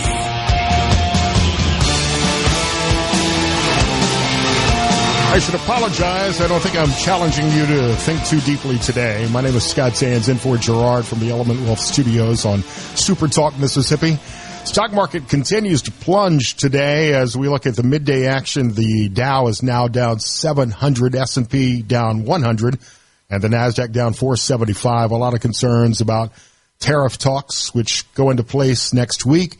And, of course, the inflation numbers that we saw this morning, February inflation, core inflation hitting 2.8%, which was higher than expected. At some point, you got to expect a rebound, but doesn't quite look like it's going to happen today. Big story nationally this week has obviously been all the talk about the Signal chat, the communication between members of the national security team over an attack on the Houthi terrorist organization that involved a reporter. And I'm not going to go into this. You know the story. You know both points of view on this, but it got me thinking, because I do have some friends who have worked in the intelligence community before and had some chats with them this week about the vulnerabilities of using some of these public apps like Signal, Telegram, WhatsApp, Snapchat if you want, and how it's commonplace in the intelligence community to use these apps, although not usually to discuss actual plans, and we could have the entire conversation and parse the words of whether this was a war plan or an attack plan. I personally think, and this may be different than many of you, I think that maybe there is the possibility that the reporter was added on purpose. That's certainly something that's been floated around on social media for the last couple of days. But the entire scenario struck me as odd, because I think if Michael Waltz, if Donald Trump, if Caroline Leavitt had come out and said, yeah, we screwed up, we included a reporter by mistake, it's not going to happen again, we're going to take action to avoid this from taking place in the future, then the controversy may have gone away much sooner. But as I'm having this conversation with some friends of mine who do this for a living, they pointed out the security vulnerabilities that many of us may have. Rhino, do you use any of these apps? Do you use Signal or WhatsApp or this is going to be the surprising one, Venmo? Do you use any of these apps at all? I use Venmo occasionally, like maybe once or twice a month, but I think the closest to any of these apps that have vulnerabilities I use would be Discord. And we're not sharing state secrets by any means. I mean, No. there's when people ask me why I still have TikTok on my phone, and I know that the Chinese are spying on us and they're influencing our opinions and stealing our personal information. I get all that, but I'm just a dumb disc jockey. There's nothing that the Chinese are really going to learn from me. I've got Signal on my phone. I think the only messages I get on Signal have been spam, trying to get me to buy into some sort of crypto scheme. This is weird. I have J.D. Vance as a Signal contact, but he has never included me in a single private top secret Signal chat, and I'm very disappointed about that. I asked about Venmo, though, Rhino, because have you looked to see if your Venmo contact list is public or private? Did you even know that was a setting you could change? Oh, yeah. So I went in after the story broke, and I was talking to some of my friends, because anybody, unless you opt out of the public list, can see who is on your contacts list, and they can see what you're sending and receiving money for. And Michael Waltz, not only did he or his assistant include the reporter in a Signal chat, actually had a public Venmo. And spies can exploit that to see where your weaknesses may be. And there were 328 people on Michael Waltz's Venmo friend list, including a lot of people very close to the Trump administration, including his chief of staff, Susie Wiles. And you're not going to be a Chinese spy or Russian spy and go to Susie Wiles based on a Venmo chat by any means. But you can see that Michael Waltz was sending Venmo to a laundromat, to a dry cleaner. And those are the people that the spy world will go to try to exploit by taking some of these lower contacts, these people that may not normally be important, and milking them for information, whether it be about their habits or to try to plant spy devices, all the high-tech stuff. Those are where the vulnerabilities are. Now Michael Waltz has since made his Venmo list private, something that probably should have been done when he was in Congress or when he was named to his new position. But these are not things that most people would think about. I mean, people are using Venmo and Cash App and all of the other apps, Signal or whatever else, every day without going into the terms of service or the privacy settings to make the adjustments. I point this out not to try to point fingers at the whole Signal controversy or anything. That's been beaten to death this week on all of the media outlets, but just to make you aware that if you're using these apps, you should probably know what information is being shared. And if you go into it with eyes wide open and know that you're sharing information with the Chinese government, if you're using TikTok, if you're using Venmo, your information is going to be public unless you opt out of it. And that's important information to have because I use Venmo between friends when we're doing a lottery pool. I'm the guy that gets stuck getting the $20 to buy into the lottery pool. If I'm paying the girl who cuts my hair, I'm sending her payment on Venmo. I don't care if that information is out there, but there may be some embarrassing transactions that you don't want people to see. If you're going through, I don't know, maybe a divorce, you don't You don't want your Venmo transactions to be available to counsel of your spouse when you're going through that kind of situation. I mean, do you have any embarrassing Venmo transactions, Rhino? No, the one thing I'm thinking of is even if you make everything private, you still don't need to be completely willy-nilly with how you might label some transactions. Right. This happened because years people will ago. do it in jokes. Oh, yeah. People would joke about, like, they'd make golf bets and would label it, like, terrorism training. Right. Or funding for the Taliban or something like that. And they would usually wind up getting a letter from a bank saying, hey, we know you're joking, but you probably don't need to do that because every time you do that, we have to run it up the chain. That's probably not the best label for a Venmo transaction. The other part of the Signal story, and interestingly enough, I was trying to find someone who could talk to the security concerns of using these apps, and sent a message to a friend of mine who is a former Delta Force, works for the CIA, and I got a Signal message back from him saying he couldn't talk because he was in Ukraine on an operation. That struck me as, okay, maybe you don't want to share that with a disc jockey who's trying to talk about this on the radio. I'm not going to share his name, but there are CIA operatives now apparently in Ukraine, which probably shouldn't be public information. But he wouldn't have sent that if he didn't mind me knowing.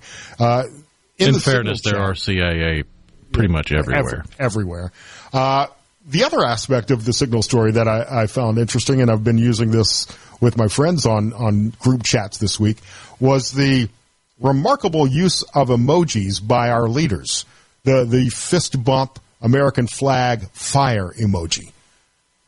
Is that masculine? I heard him talking about this on Fox News last night or night before, maybe Gutfeld's show, that it's not masculine for men to use emojis in texts. Maybe I do it too much. Maybe my man card should be taken away, but I have no problem with using emojis to express a feeling, and especially a short response to a message. I don't know how often you use them, but I am quite prolific with my emoji use. Yeah, I don't know that I would divide emoji use on genders or sex. It would be more based on age, because it does feel like the older you are, the less emojis you use, and the younger you are, the less words you use. Right. So if you were to look at your phone right now, what would come up as your top emojis? I will share mine as the crying emoji, the American flag, and shrug, which followed by the skull. I'm dead. I've also got the red alert siren, smile emoji, and the fire emoji. There's my top emojis used. And I think the American flag and the shrug, maybe because I've been sending the fist bump flag fire emoji to so many people this week. Yeah, I've got the crying laughing emoji, the shrug, the look eyes, the American flag, and the thumbs up. Those are my top 5. Yeah, the thumbs up I would think would be higher on mine, because you're right. If I just want a quick response to somebody, I'm not going to type it out. I'm just going to send them the thumbs up or the okay emoji and be done with it for the day. C-Spire text line open, 601-879-4395.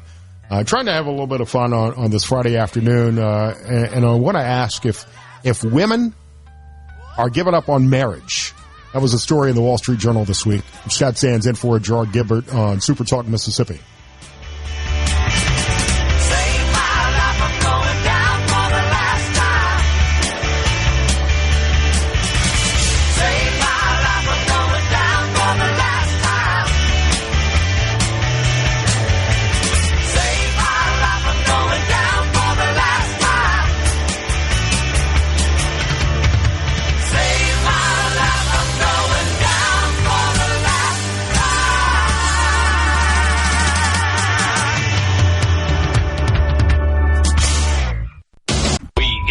This program. Gerard Gibert. Here we go. This is huge. Huge news. Huge news. Huge. You need to listen to this. Middays with Gerard. SuperTalk, Mississippi.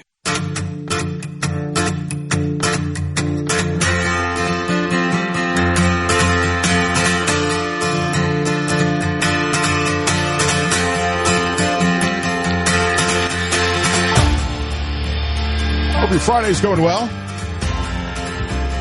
My name is Scott Sands, in for Gerard. Find me on X, at Scott Sands Media. C-Spire text line is open at 601-879-4395. Thank you to Corey in Cleveland who sent me the fist bump American flag fire emoji. That means a lot to me. I don't know if it's in reference to the show, but I appreciate that, and I will continue to use that. People are going to forget what the Signal chat was all about and forget about the emojis, and I'll still be using that in 3 years. I think that's a classic response to anything positive. maybe I'm wrong about that. It'll be like the folks who still have Kofefe in their username. Right. There still are people who do that, and many of us still get the joke. I just hope that the whole story starts to go away, but I'm afraid.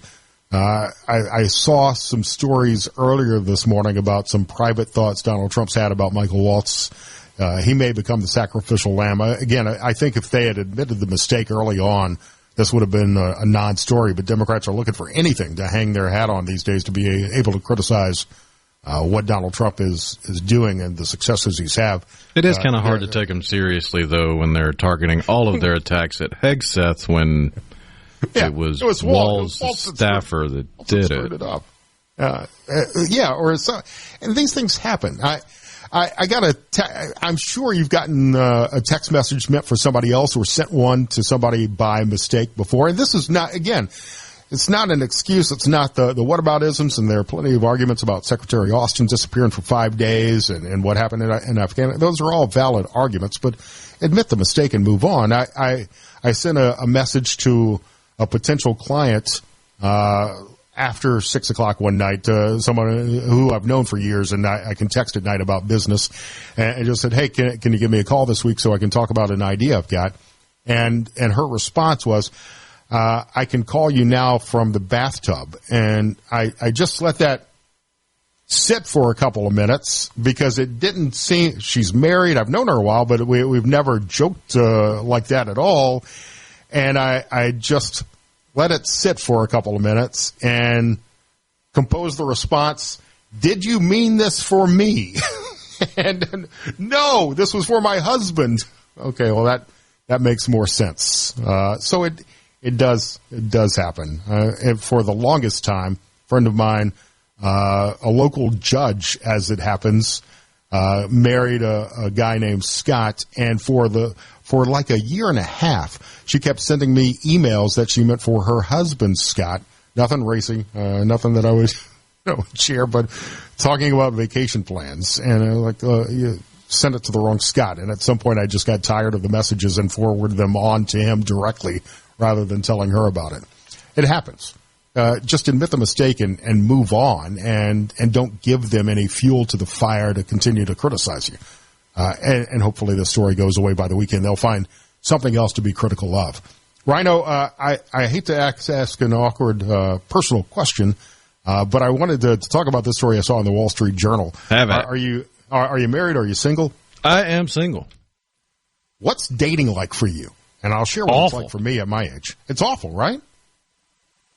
You run into some truly unique individuals that would probably make someone very happy, but out of the last, I would say 10 or 12 dates I've been on with various ranges of ages of ladies, haven't really found a strong connection. And let's see, 5, 6, 7 of the last dozen or so, I didn't even make it to the end of the first date because of disagreements over politics. Okay, we're done here. Yeah, I don't mind. It's a minefield. I don't mind dating women who disagree with me politically. I think it makes for some interesting conversations. But I also try not to bring up politics on a first date. I think the problem, and I don't know how you. No, it was all it was prompted by them because there seemed to be a trend for a while there where one of the first 5 questions you'd get out of a date was, "Did you vote for Trump?" I don't know if you use the dating apps. That's actually on some women's profiles now. So don't swipe right if you voted for Trump. Yeah, I try to avoid those things like the plague. Oh, they're horrible, and I think that's part of the problem with dating. And this Wall Street Journal story I saw says more American women than ever are just shrugging at the idea of staying single forever. Women are now outpacing men in college degrees and home ownership. And they're not vibing with guys on politics, as we've said, or what a family should look like. So the math, apparently, just isn't working. It's not mathing. Women are pouring their energy into careers and friendships instead of swiping right, and they're just avoiding marriage altogether. I asked super producer Alex to come in for a woman's perspective. I think she's tied up in a meeting right now. But this seems to be the case.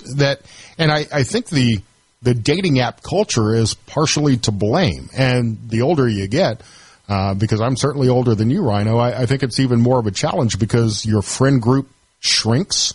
You don't have the opportunity to meet as many people as you may have in college or when you were in the bar scene more frequently. And the dating apps are certainly not for people my age, as I've learned. Yeah, the most progress I've made in recent memory in the dating game was with someone I actually met at a farmer's market, and I bumped into them. It was like one of those meet-cute moments from a rom-com. Bumped into them, dropped what I had, she dropped what she had. We helped each other pick her stuff up. And we had a couple dates. There wasn't enough chemistry to keep it going, but yeah, besides that, it's been slim pickings. Yeah, slim pickings would be one way to put it, and you're right. The surveys are showing single women are happier than they think married women are, so they're just going to stay single. 34% of single women are not even looking for love these days. So you got to ask the question: why the change? Is it because women are earning more? The whole spinster stigma that we used to have is fading, or are we all just pickier today? And that goes back to the app culture, which is based on physical attraction first. You're looking at somebody's picture and you're swiping left or right. You're not even bothering to read their profile most of the time to see if there are any common interests, and you're not able to make a connection. And because of social media, I think that many younger people, and maybe I'm wrong about this, you can tell me if I'm wrong, have lost the social skills that they used to have because you're not interacting with people. You go to a bar or you go to a farmer's market and you're not making eye contact. You're not starting a conversation. You're not doing the cheesy pickup lines. You're not buying a girl a drink.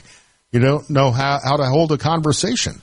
And instead you start these text message relationships that may go on for weeks at a time and wind up going nowhere. It feels like in the dating game there has been a slide away from courtship and more towards what I've called for over a decade now mini marriage, where before you are willing to publicly acknowledge you are in a relationship with someone, you have to be at a level of commitment that is just silly for someone you've known for such a short period of time. But it appears to be the end goal for many people that are dating. They want to go on that one or two dates and immediately have that connection and have a commitment, and it's just there doesn't seem to be an appetite for the casual, hey, let's get to know each other. Right. It feels like there is more of a push for intent, and that's tainted by this. And this goes for both sides of the spectrum here, male or female. There seems to be an anxiety underlying all of this that has no need to be there, like an anxiety for men approaching women because they are afraid of the social stigma that will come with a rejection, because not only are you being rejected in that moment, if for whatever reason that girl felt like she could get some sort of kudos online, she's going to make a post about you on the internet and embarrass you to the whole world. So there's anxiety on the guy's side, and there's always the anxiety on the girl's side of, why is this guy that's sloshed trying to talk to me when I'm just here to have a good time, that kind of stuff. And then they'll post you up on the "Are We Dating the Same Guy" website on Facebook and try to humiliate you. And the same people, men and women, will tell you that the whole love bombing thing, where after 2 dates you're texting every 30 minutes and showering love on and attention on you, is also a turnoff. So you can't win. Is where I think we've wound up on this conversation, Rhino. By the way, a text from Greg and Newton, back to the sending a text to the wrong person conversation. Friend of mine's wife texted his boss, hunting some pot. Yeah, that probably didn't work out too well. That's a mistake. Deb says, nailed it. Good job. Thanks. Appreciate that. Michelle Polino joins us. Parker Posey has gone viral. She's from Laurel and stars in this White Lotus show. We'll tell you why in just a minute here on Super Talk Mississippi.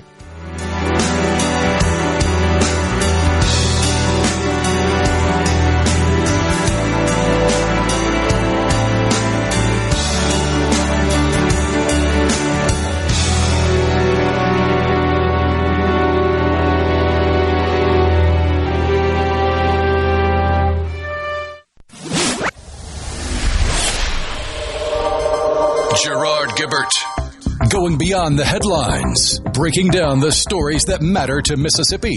Middays with Gerard on Super Talk Mississippi.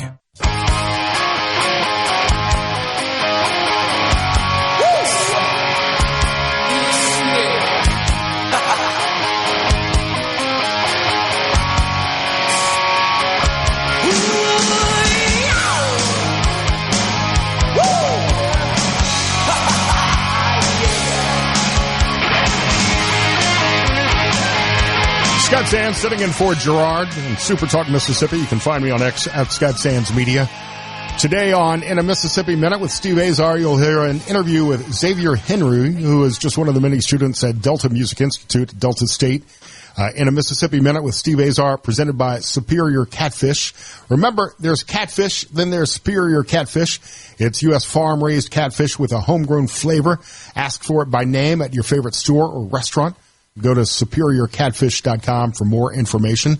We're having a good Friday, but as expected, Rhino, there's always at least one hiccup when I'm involved in a radio show. So we'll get that hiccup now. Entertainment correspondent Michelle Polino was scheduled to join us. I wanted to talk about the Snow White controversy. Is that a movie you would ever go see, Rhino? I don't know that I've seen the original Snow White since I was a kid, but it's been a box office flop so far for a couple of reasons, including the fact that one of the stars spoke out politically about it, and the other criticism has been it's not a very good movie. Plus, our own Parker Posey from Laurel is in the news, and Michelle is connecting, so we'll have her on in just a second.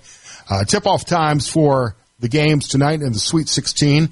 Ole Miss men play at 7:09, and the women are playing 1 seed UCLA at 10 o'clock. Ole Miss men are playing 2 seed Michigan State. We had Tim Murray on last hour with his projections, and for the men, said take Ole Miss in the points, take 4 points if you can get them.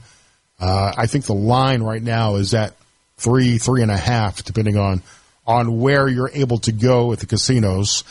Michelle Polino, Fox News Radio entertainment correspondent, is joining us now, Middays with Gerard. I'm Scott Sands. Michelle, great to see you. Great to see you. Happy Friday. Happy Friday.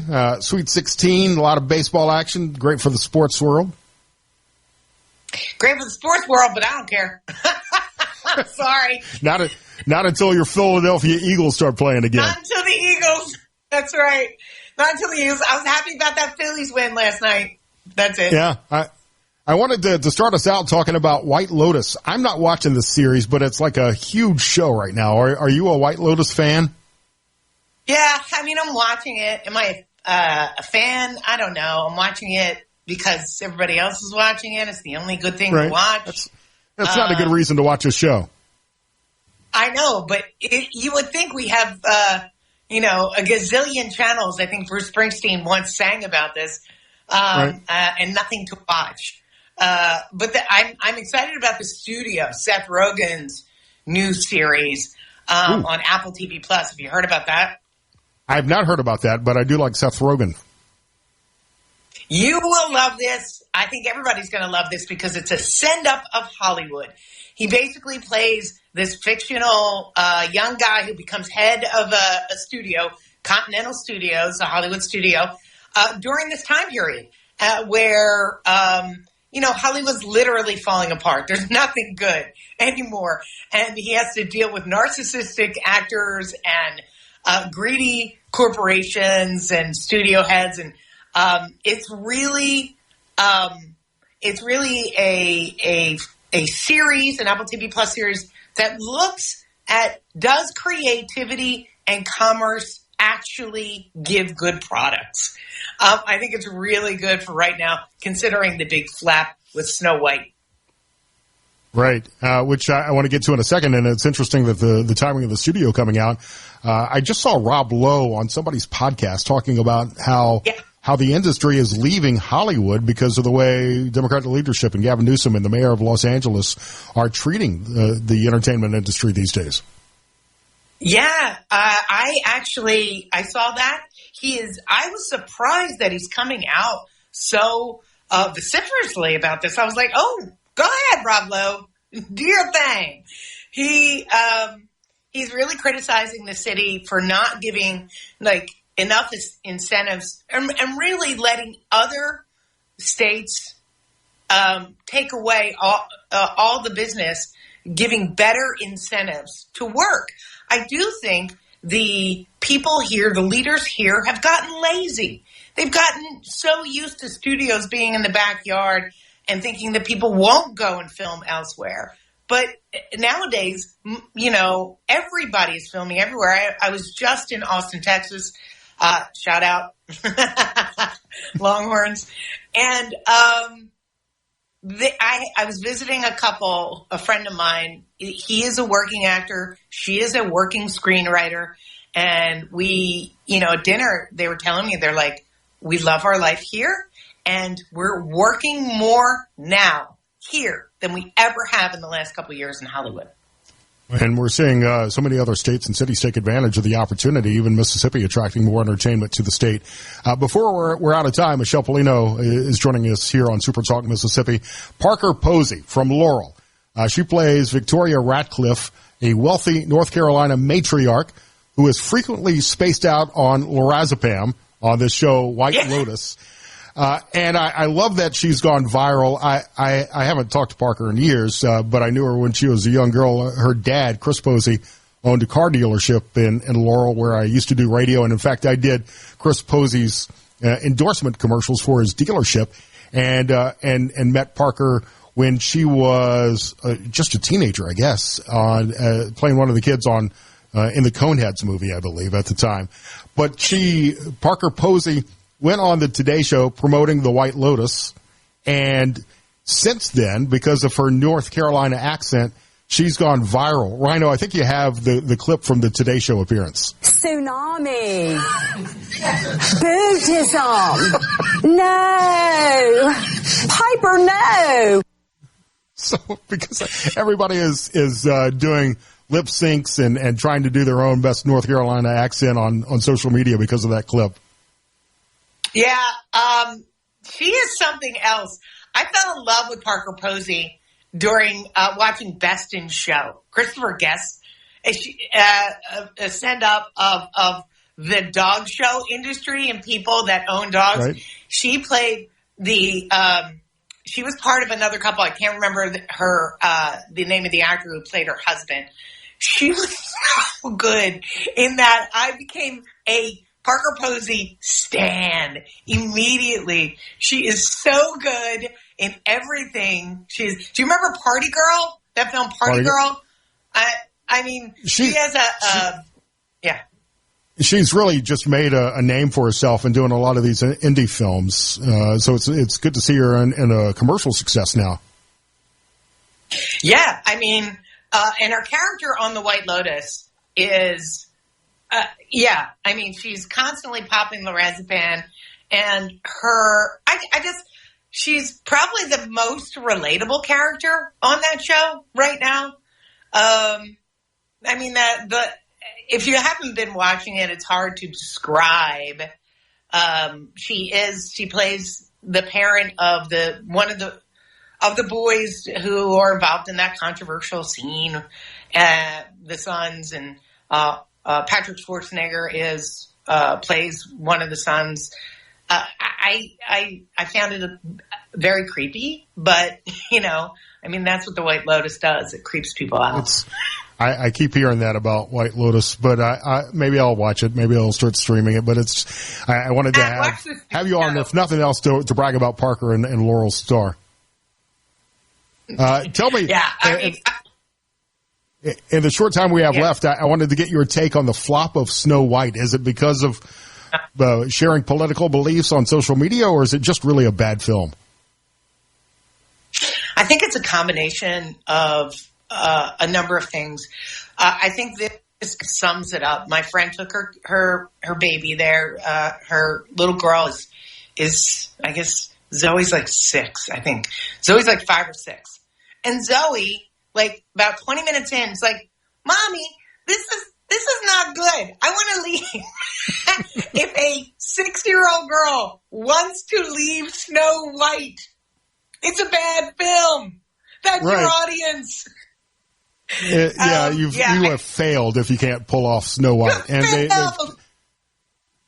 Disney has made so many critical mistakes in changing the plot lines and character development of so many of their iconic stars now with Snow White. We'll see if any of that changes. And really, I mean, it ties into a conversation I had earlier, Michelle, about this restaurant in Long Beach. I mean, say what you want. I've got no problem with the actress expressing her political beliefs, but if you're going to do that, you got to be ready to accept the repercussions of what you say publicly. And that's part of what we're seeing with Snow White. Yeah, absolutely. I mean, she's really super woke. She spreads her message every chance she gets. The film is a fairy tale about kissing a prince at the end.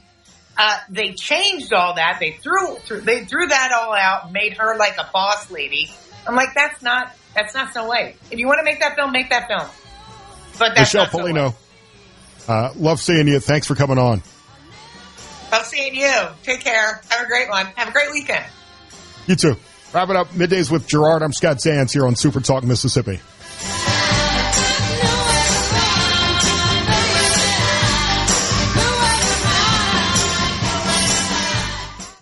Family. Gerard Gibert. He keeps his classified documents right where they belong. Inside a Journey record jacket from the 1980s. Gerard Gibert. SuperTalk, Mississippi.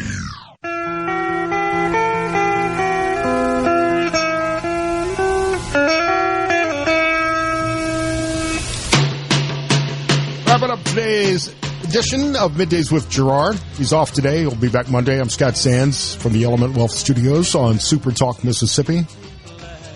Worth pointing out again that there's a likelihood for some severe thunderstorms Sunday night into Monday for part of the state. Line stretching. This is rough from Yazoo City, Kosciuszko, Columbus. South of that is where the most likelihood for severe weather exists.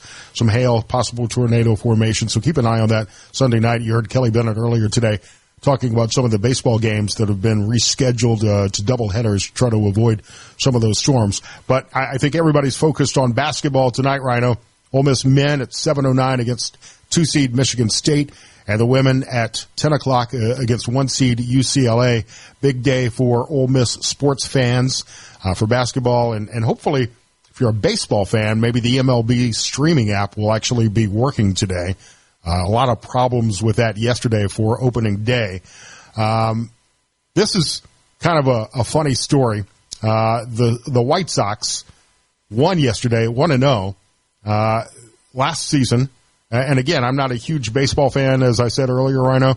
They lost 121 games. Oh, yeah, they were historically bad. Yeah, a modern era record for most losses in a season dating back to 1901. And on Polymarket, which is one of those online betting apps where you can bet literally on everything, the White Sox winning a championship this year is less likely than the second coming of Jesus Christ in 2025. That's an actual bet you can make.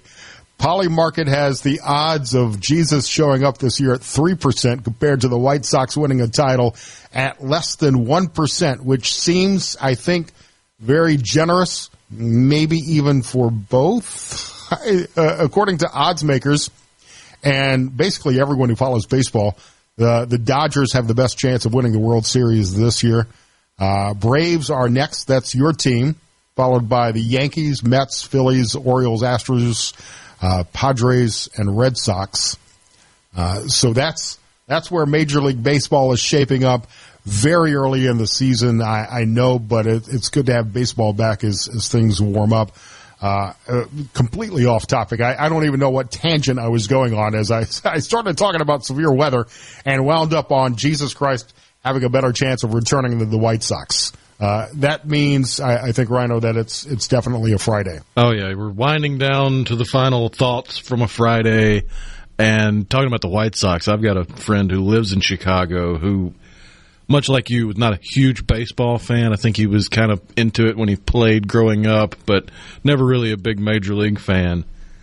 And last year, during that run of just historically bad ball from the White Sox, they had such good deals on tickets that he really felt like he couldn't pass it up. Like it's an event to go to.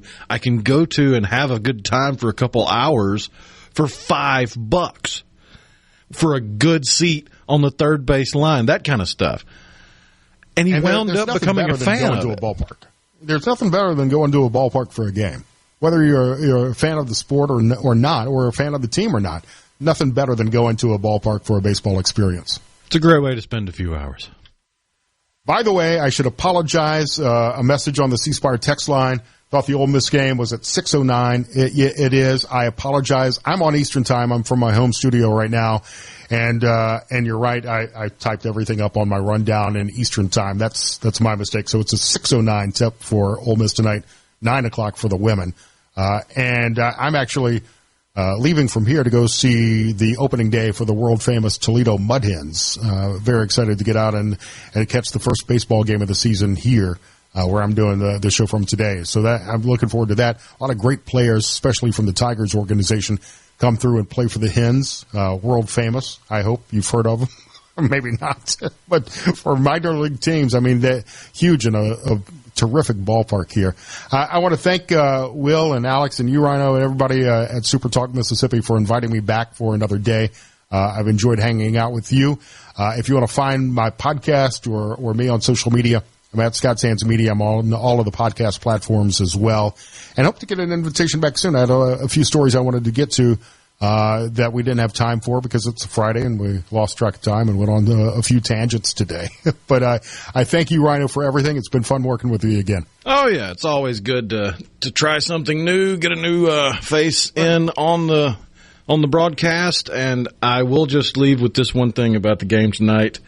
I am a State fan. I think I've been gracious enough to have picked Ole Miss to make it to the Sweet 16. One of us will be right. You picked Ole Miss. I picked Michigan State. So, yeah, go Spartans. One of us will wind up being correct. Also, last time I filled in for Richard Cross, I bought a bottle of Old Soul bourbon from Jackson. We've got a few sips of that left, and just an amazing bourbon from a Jackson distillery. That if you haven't tried, if you're a bourbon fan as I am, Old Soul, I got the 7-year bottle and thoroughly enjoyed it with my friends. May have to have a sip of that after watching the game tonight, watching basketball. Super Talk Mississippi News and Fox News coming up at the top of the hour. Have a great Friday. Stay safe and stay safe in the storms. I'm Scott Sands. Great to be with you today.